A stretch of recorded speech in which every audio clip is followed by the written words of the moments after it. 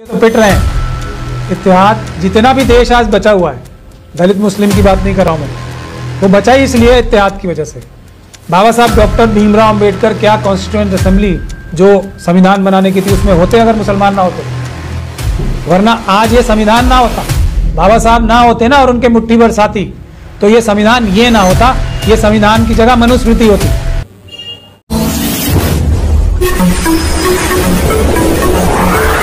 इसीलिए तो पिट रहे हैं। इत्तेहाद जितना भी देश आज बचा हुआ है, दलित मुस्लिम की बात नहीं कर रहा हूं मैं, वो बचा ही इसलिए इत्तेहाद की वजह से।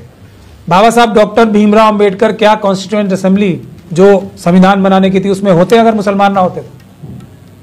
जो देश का बचाव हुआ है वो इसी इत्तेहाद से हुआ है। और बाबा साहब सिर्फ कोई जो उस टाइम के डिप्रेस्ड क्लासेस थी या जो अनटचेबल्स माने जाते थे उनके लीडर नहीं थे, बाबा साहब सबके लीडर थे। ये बात आप लोगों को अच्छे से समझनी चाहिए। उसकी सबसे बड़ी मिसाल, बहुत सारी मिसालें हैं, अगर महाड़ आंदोलन से ही चलें बहुत सारी मिसालें हैं। उससे पहले अगर हम ज्योतिबा फूले के टाइम से साहब के टाइम से भी चलें तो ये जहां जहां इकट्ठे हुए तभी तभी बड़ा काम हुआ है। तो ये संविधान हमारा देश ही इस इत्तेहाद, इस एकता की वजह से तो है, वरना आज ये संविधान ना होता, बाबा साहब ना होते ना और उनके मुट्ठी भर साथी, तो ये संविधान ये ना होता, ये संविधान की जगह मनुस्मृति होती। तो ऐसा नहीं है, इतनी सी बात है बस। एक आदमी, बाबा साहब गए अंदर और मनुवादियों की सारी आशाओं और जो उम्मीदें थी जो उन्होंने पाकिस्तान बनवाने के साथ साथ जगाई थी अपने मन में, खत्म हो गई ना एक आदमी से सिर्फ, क्योंकि उसने इंसाफ और बराबरी की बात की, भारत का संविधान बनाया। और उनको जाने से रोका क्यों जा रहा था? क्योंकि उन्होंने 1927 में 25 दिसंबर को मनुस्मृति जलाई थी। यही सबसे बड़ी वजह थी उनको रोकने की। और अगर बाबा साहब को प्रधानमंत्री घोषित कर दिया जाता तो यह देश का विभाजन ना होता और आज हमारा देश दुनिया का सबसे ताकतवर देश होता। ना चीन हमारे बराबर होता, ना अमेरिका हमारे बराबर होता, ना रशिया हमारे बराबर होता, ना पूरा यूरोपियन यूनियन बराबर होता। तो जवाब आप दोनों का मिला के जवाब यह है कि जो SC ST OBC और माइनॉरिटीज के लोग हैं, महिलाएं हैं, उनको हम सब लोगों को गिरेबान से, हाथ से पकड़ के एक साथ बिठाना चाहिए, नहीं तो हमारी निंदा करनी चाहिए, हमें क्रिटिसाइज करना चाहिए इस बात के लिए। अगर जनता हमें क्रिटिसाइज करना शुरू करेगी, अगर हम पे दबाव बनाएगी, तो हम जनता के आगे तो सब झुकते हैं ना। अगर जो इतने बड़े बड़े लोग हैं उनके फैंस और फॉलोअर्स ही बोलेंगे कि हम ये चाहते हैं आप एक साथ बैठो, तो ये काम होगा। ये अब मेरे दिमाग में यही एक सोल्यूशन आ रहा है। तो मैं सभी SC ST OBC और माइनॉरिटीज की जनता से गुजारिश करना चाहता हूं कि अब किसी भी तरीके से, भले ही वो हम लोगों को क्रिटिसाइज करें, हम लोगों को की निंदा करें, लेकिन या हम लोगों को प्यार से समझाएं, हम सबको इकट्ठा एक प्लेटफॉर्म पे लाएं। मैं तब एक गारंटी और दे सकता हूं, सिर्फ सरकारें हमारी नहीं बनेंगी, हम लोगों को लोग नहीं मिलेंगे पदों पे बिठाने के लिए, क्योंकि 95% जगहों पे तो ये मुट्ठी भर 8-10% लोग मनुवादी मानसिकता के बैठे ना, वो 95% जगहें खाली हो जाएंगी और हमारे पास लोग नहीं मिलेंगे हमें कि हम किसको किस पद पर बिठाएं। ये होने जा रहा है। तो क्या इस काम के लिए आप लोग हम लोगों पे दबाव नहीं बना सकते? मैं अपने आप पे भी कह रहा हूं, मुझसे भी बहुत कुछ कमियां हुई होंगी, लेकिन मैं निरंतर दिन रात इसी काम की कोशिश करता हूं। इसीलिए मैं सबके पास जाता हूं, सबसे निवेदन करता हूं, सबसे गुजारिश करता हूं, सबके लिए काम भी करता हूं। संविधान पे सर आखिरी सवाल मेरा आपसे हो रहा है कि जैसे संविधान की बात कर रहे हैं कि घर का संविधान पढ़ाया जाए, तो क्या इसकी शुरुआत आप मदरसों से करेंगे? क्योंकि मदरसों में तो लगभग आप सभी मदरसों में जाते हैं और आपसे सभी संपर्क में रहते भी। आपको ऐसा लगता है कि मैं जो हमारे बुद्ध विहार है उसमें कम जाता हूं, तो आप अपनी जानकारी बढ़ाइए।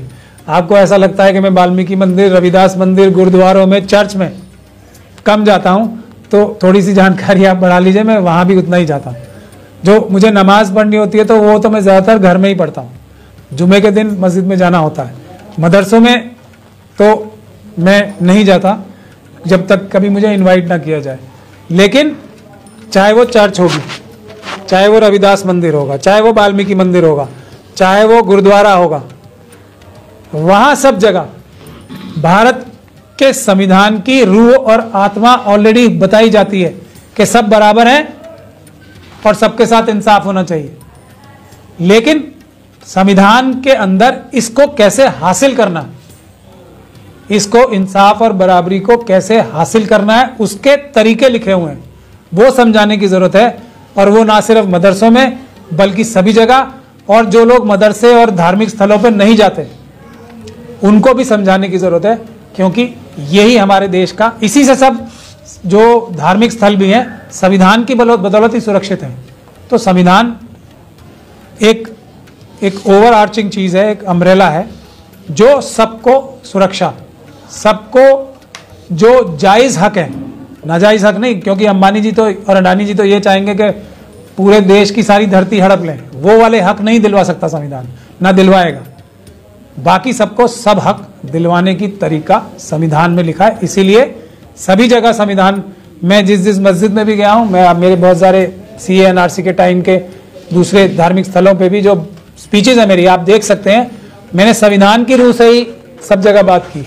इस पे पहली बात तो यही कहूंगा कि मोहन भागवत जी एकदम ठीक बता रहे हैं कि ये हिंदू जो हैं जंग की हालत में हमेशा रहते हैं। और हिंदू कौन है, वो मोदी जी ने बताया, कास्ट हिंदू। मोदी जी ने बताया हिंदू कौन है, कि हमने हिंदुओं को, अब क्लियर लफ्जों में वो बताया, मैं कोई इनडायरेक्ट बात नहीं बताना चाहता हूं।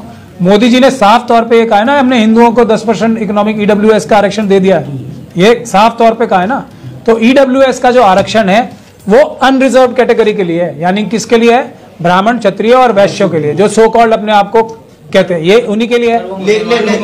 लेकिन उनके स्टेटमेंट में ट्विस्ट जब आता है, जब कहते हैं कि हिंदू अगर मारपीट करते हैं, कोई एग्रेशन दिखाते हैं, तो क्या हारे थे, एग्रेशन नेचुरल, क्या हारे थे, यानी क्या उकसाना चाहते हैं, क्या दिखाना चाहते हैं, क्या दर्शाना चाहते हैं, देश को उकसाना चाहते हैं, क्या माहौल क्रिएट करना चाहते हैं, इस पर आप क्या कहेंगे? नहीं, देखिए क्या है इसमें, बात यह है कि मैं आपको हिस्ट्री में ले जाना चाहूंगा एक बार फिर, वो आपके मुसलमान वाली भी जवाब दूंगा, याद दिला दीजिएगा। सबसे पहले जो जुडाइज्म, जो मनुवादी मानसिकता अलग अलग रूप में सब जगह थी ना, कि इंसान इंसान के बराबर नहीं होता, गुलाम होते हैं कुछ लोग और कुछ लोग उन पर राज करने के लिए पैदा होते हैं। जुडाइज्म ने उसका मुखालफत किया पहले, फिर बुद्ध धर्म आया, उसने किया, तो उसके बाद फिर क्रिश्चियनिटी आई, जो प्रॉफिट मोहम्मद ने इस्लाम बताया हमें, फिर Muslim community I, Sikh community I, इसके बीच में जो लिंगायत वो भी आया, हमारे कबीर, रविदास, ये सब महापुरुष भी पैदा हुए। ये सभी लोगों से तो लड़ाई थी इनकी और रहेगी ना। और जैसे सबसे बढ़िया एग्जाम्पल जो हिस्ट्री में है इसका, वो ये है कि अशोक सम्राट आया तो उसने मनुवादी मानसिकता को बिल्कुल खत्म कर दिया और 84,000 के करीब बुद्ध विहार बनाए कि सब बराबर होते हैं, सबके साथ इंसाफ होना चाहिए। तो उसके बाद जो साजिश करके उसके जो वंशज थे अशोक के, अशोक सम्राट के, उनके साथ साजिश करके, युद्ध करके, धोखाधड़ी से युद्ध करके, फिर जो है मनुवादी व्यवस्था स्थापित की। फिर जो मुस्लिम कम्युनिटी जो अपने आप को नाम से मुसलमान कहते थे, ऐसे राजा आए, तो उनको कुछ ना कुछ तो अपने धर्म की पालन करना ही था ना। उन्होंने भी कोशिश की इंसाफ और बराबरी लाने की। तो फिर हिंदू जो धर्म के लोग थे, छल कपट से, जो सभी जो सो कॉल्ड मुस्लिम बादशाह थे, उनके यहाँ जो एडवाइजर्स कौन बन गए, कौन बने, सभी ये ब्राह्मण जो अपने आप को कहते हैं, और उन्होंने फिर उन्हें मिसगाइड किया। ये उनका युद्ध करने का तरीका है। तो इस युद्ध में तो वो लगे हुए हैं छल कपट से युद्ध करने के लिए। अपना जो टारगेट है, टारगेट उनका क्या है, ढोल गवार शूद्र पशु नारी ये सब ताड़न के अधिकारी। तो ये जो उनका टारगेट है कि व्यक्ति पैदा ही कोई होता है तो ब्राह्मण की सेवा करने के लिए, ये पिछले दरवाजे से छल कपट से युद्ध में वो हमेशा से हैं, कभी नहीं खत्म हुए वो। हाँ, जब भी कोई इंसाफ पसंद सरकार आती है वो इनको दबा के इनके जुल्म और ज्यादती को खत्म कर देती है। ये तो एक निरंतर चलने वाली लड़ाई है जो चलती रहेगी। जहां तक मोदी जी और भागवत जी का सवाल है, दोनों ने सही बातें कही हैं। मोदी जी ने कम से कम ये तो मान लिया कि आज तक जो बदतमीजियां हो रही थी वो कर रहे थे हिंदू। हिंदू मतलब समझ जाइए कौन, अनरिजर्व कैटेगरी वाले, जो रिजर्वेशन में अप्लाई कर सकता है वो मनुवादी है, वो हिंदू है। यही मोदी जी कह रहे हैं ना, ये ईडब्ल्यूएस की रिजर्वेशन में, यही आंसर मेरा उसके लिए भी है। जो अनरिजर्व कैटेगरी वाले मुसलमान हैं वो कितने होंगे?